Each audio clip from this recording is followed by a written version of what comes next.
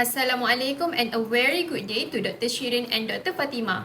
My name is Amira Hafiza Binti Anuar, a student of Bachelor of Science Honours of Applied Microbiology. For this final year project, I have chosen Mode 2 and the title is the Antibacterial, Antifungal and Antiviral Activities of Beta-sitosterol, a systematic review. Phytosterol are bioactive substances found in plant cell membranes and are abundant in lipid-rich plant food such as nuts, seeds, and olive oil. The most common phytosterol is beta-sitosterol, which is abundant in plant as well as vegetable and fruits. Many in vitro investigations have shown that beta-sitosterol has antioxidant, antimicrobial, anti-cancer, and anti-inflammatory properties without causing any significant harm.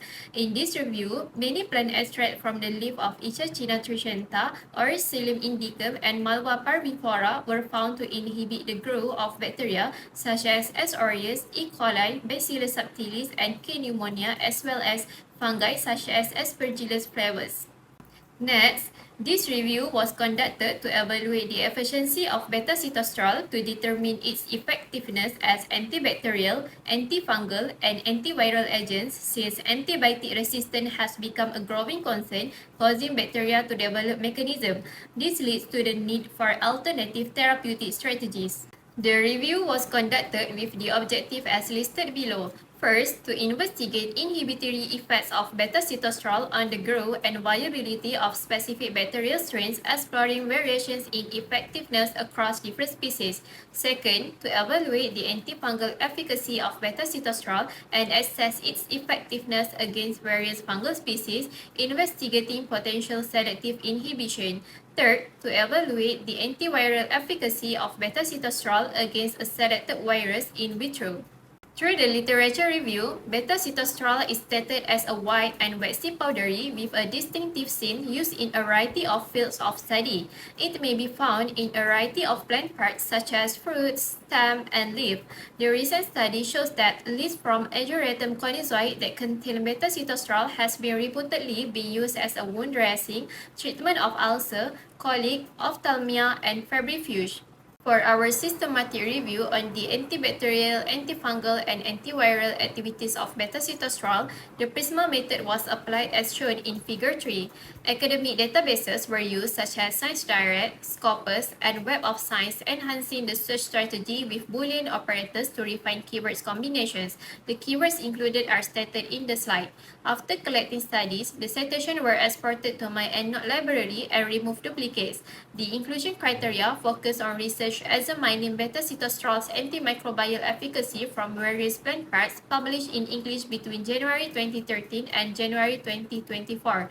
The exclusion criteria consists of clinical trials, reviews, studies unrelated to antimicrobials, plant extracts, other compounds, short communications articles, and studies on beta-sitosterol synergistic effect with chemical antibacterial agents.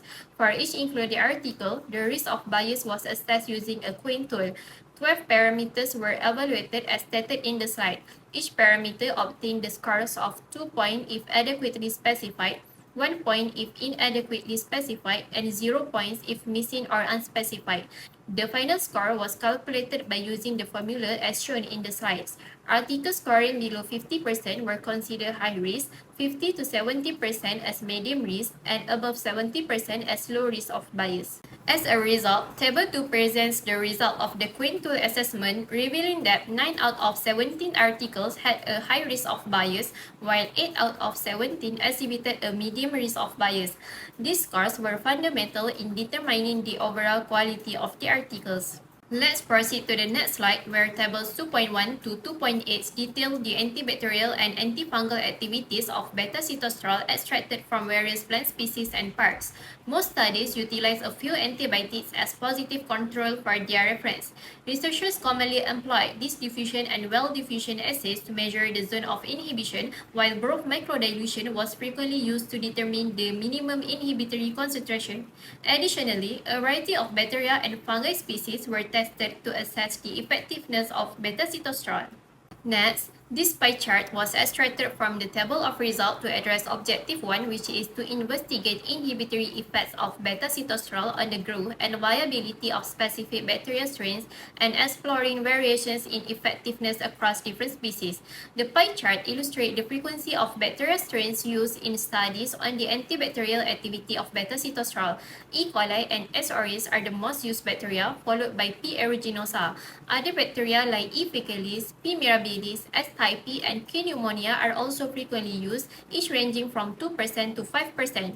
This suggests a preference for specific bacterial strains in research assessing the antibacterial properties of beta-sitosterol. The bar chart shows the minimum inhibitory concentration values of beta-sitosterol from different plant species against three mostly tested pathogenic bacteria, which are S. aureus, E. coli, and P. aeruginosa. Lower MIC values indicate higher antibacterial effectiveness. Beta-sitosterol from Tunisian cistanche and Polycius fulva showed the higher effectiveness with an MIC ranging from 1 to 12.5, indicating higher antibacterial activity, while for Spilanthes fulicolis and Laporti ovalifolia, it shows high MIC value which indicates lower antibacterial activity. This suggests that the plant source of beta-sitosterol significantly affects its antibacterial potency. To address objective 2, which is to evaluate the antifungal efficacy of beta-sitosterol and assess its effectiveness against various fungal species, a pie chart was illustrated to present the frequency of fungal species used in studies on antifungal activity. Candida albicans and Candida krusei are the most frequently studied fungi, followed by other fungal species, each constituting 7% of the studies. This indicates that beta-sitosterol can have a significant impact on various fungal species. The bar chart shows the MIC values of beta-sitosterol from different plant species against the most used fungus, which is Candida albicans. The chart reveals varying effectiveness across different plant species. Tunisian cistanche exhibited the lowest MIC value, indicating the highest antifungal activity, while Dicliptera bucleoride had the highest MIC value, indicating the lowest antifungal activity. This highlights significant variations in antifungal efficacy depending on the plant source of beta-sitosterol. In addition, based on the result, it was found that antioxidant tests were commonly conducted on beta-sitosterol, with 8 out of 17 studies confirming its antioxidant activities. Next, let's proceed to the conclusion and recommendation. In conclusion, the data clearly demonstrate that beta-sitosterol exhibit both antibacterial and antifungal activities. For objective 3, it cannot be achieved due to the lack of studies reporting on the antiviral activity of beta-sitosterol. For the recommendation, the toxicology investigation on its safety and effectiveness as a therapeutic agent will be of great interest for future research. Listed below are the references that have been referred during conducting this review. Thank you for your attention.